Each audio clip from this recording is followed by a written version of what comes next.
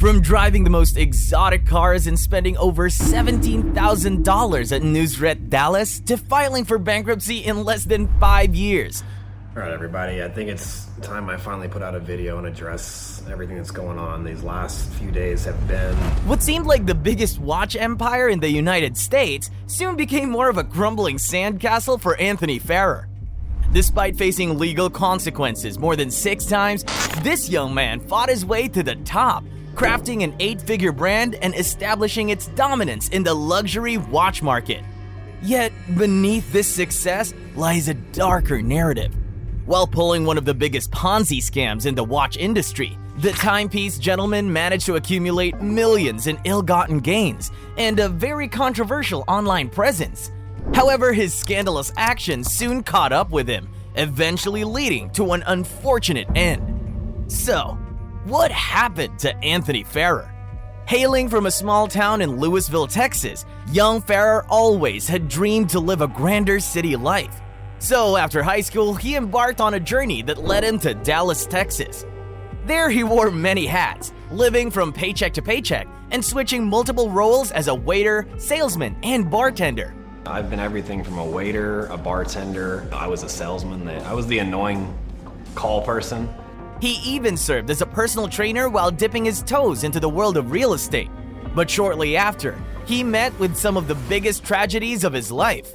While going about his normal life, Farrer found himself drawn into the social scene as he frequently indulged in drinking, which entangled him in serious felony charges and multiple DUIs, ultimately landing him behind bars on 6 different occasions.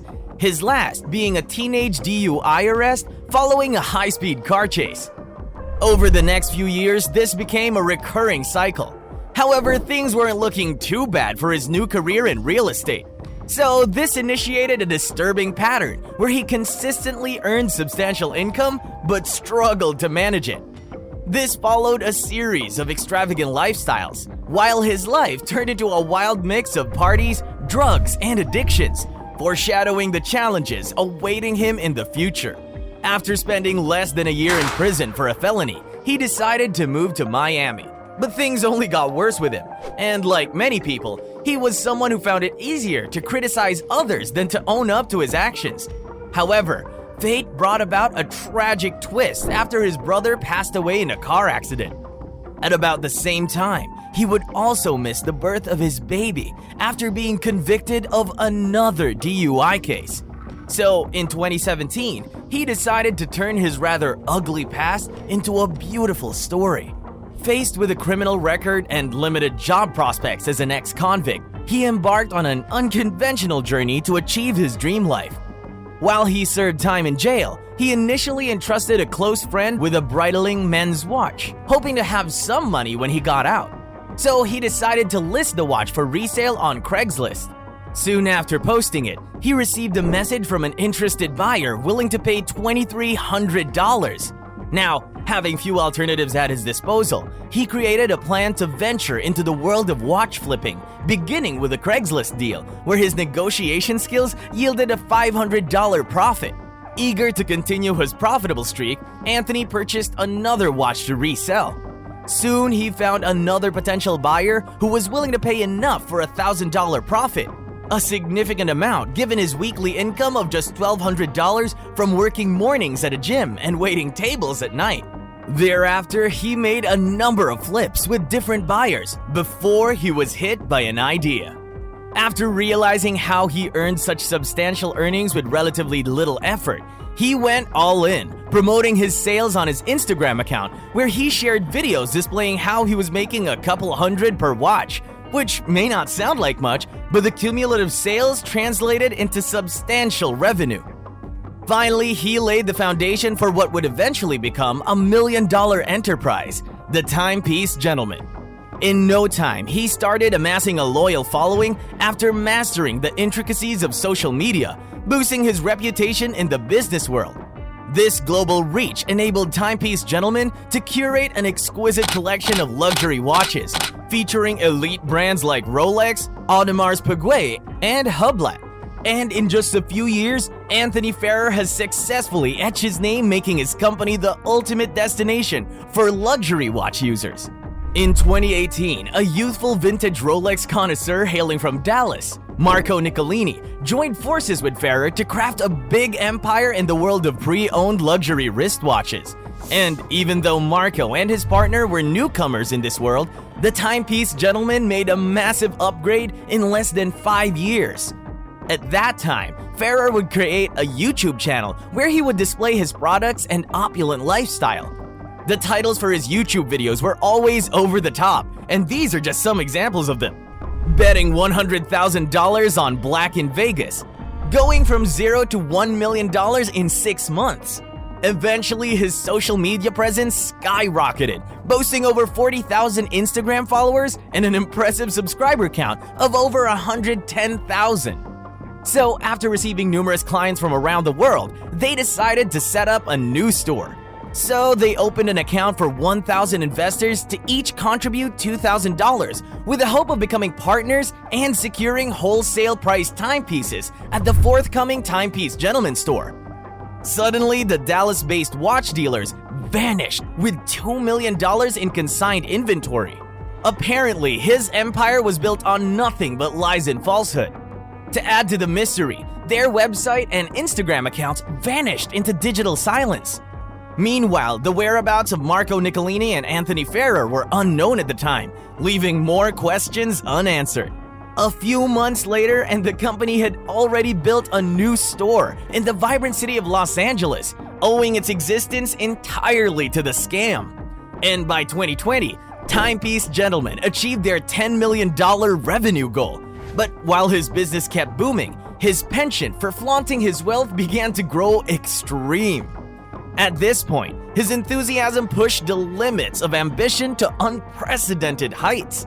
And in no time, he was already living his dream life, showcasing his big client deals through vlogs, and even flaunting a $120,000 casino watch on camera. Despite the COVID pandemic, the Timepiece Gentleman attracted many high-profile clients, including social media influencer Steve Will Do It, who appeared on his vlog flaunting one of his products. Ferrer also claimed to have donated some of his revenues to some charities. According to the Timepiece Gentleman, these contributions have funded many charities, including Dare to Dream Foundation and Austin Street Shelter, providing each a whopping sum of about $15 million in charitable funds. This now seems like a move to boost his image and make himself likable.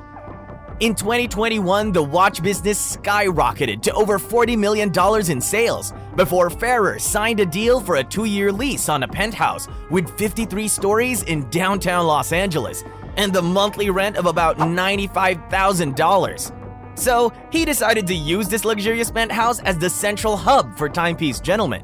However, the era of success was short-lived, so it was only a matter of time before his extravagant facade began to crumble.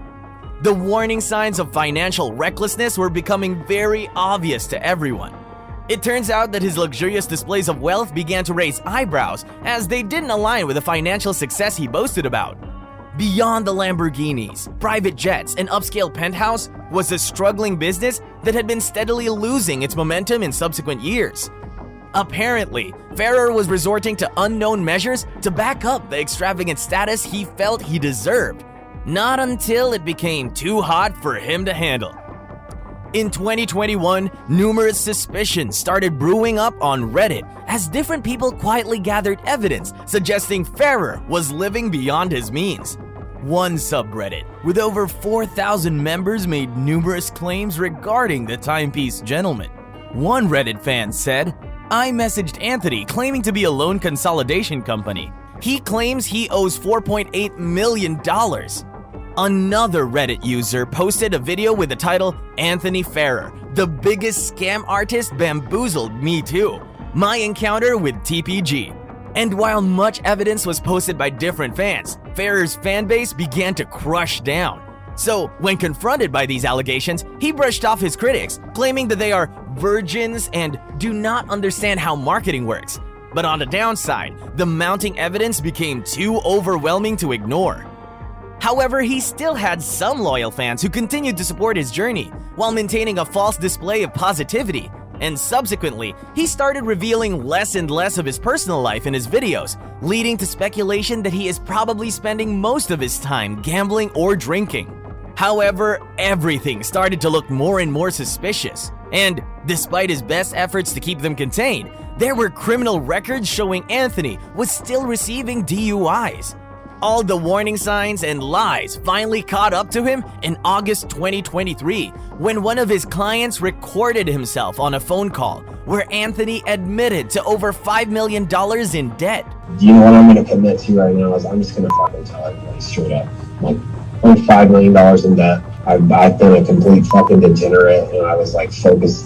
This was barely after he started what seemed to be a Ponzi scam, where people would send their expensive watches over to the timepiece gentleman to manage and sell using their reputation and trust, before sending the money back and taking a commission. At the time, Ferrer made a complaint to the police department, claiming that he was robbed at gunpoint. In a report by ABC7, he said he was robbed at around 1 a.m. when 4 burglars, 2 of whom were armed, broke into his California home. While he was asleep by that time, the thieves left his home with an empty briefcase, a laptop, and more than $30,000 worth of jewelry and cash. Just the way he said it was so direct, like, give me the briefcase. And as I was rolling over to go back to sleep, 3 more guys walked around, and then I saw 2 more guns, 4 total. However, this report seems suspicious, considering the fact that he was wearing a Richard Mille watch and had $2 million worth of timepieces with him when his watch collection vanished.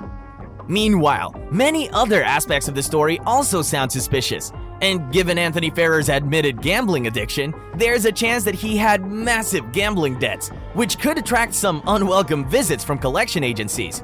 On the other hand, it's most likely that he sold the watches he claimed to be misplaced, and rather than paying, Ferrer would go on to keep the money for himself and his crazy spending, without notifying the owners that it had been sold. This was described as playing musical chairs with consignment inventory. Furthermore, he started claiming he was robbed and his watches were actually stolen. But at this point, the damage had snowballed to an irreparable extent, causing his strategy to collapse, and it became clearer once he acknowledged the inevitable truth. So he made a bold decision as he openly confessed in a Reddit post, claiming that he has been living a fake life for a while.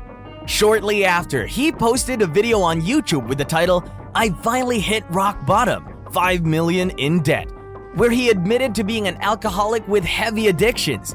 And even though his attempt at apologizing and making amends was clear, he had completely lost his respect and reputation. Apparently, he had been stealing from anyone he could, and his web of lies was catching up to him. So, after the big reveal, he made a promise to repay his debt. And I meant every word of what I said when I said I was going to try to fix this. But just after 6 days, he gave up his plan for redemption, claiming the hate he was getting was affecting his business. I brought a lot of negative, unwanted attention to this industry, and for those that are actually involved in it, I apologize, guys. In a bitter twist of fate, his quest for success and fame has boomeranged, subjecting him to a storm of social media criticisms that became too hard for him to handle. So on August 9, 2023, Ferrer took to YouTube where he posted a video he titled, "This is my last video on YouTube." Not until the world was hit by rumors of his death. Apparently, he was reported to have taken his life by jumping off a Beverly Hills tower in what appeared to be a suicide. However, there have been numerous claims that the timepiece CEO was seen in public, so the rumors were probably a means to clear his name off the books and keep him off the radar of controversy. While there's uncertainty regarding Ferrer's whereabouts, what must have happened to him? Do you think he got a new identity so he can continue with his scam business? If you enjoyed this video, check out this story of 2 YouTubers called Fresh and Fit, who made a name for themselves because of their provocative content, and see how they fell off.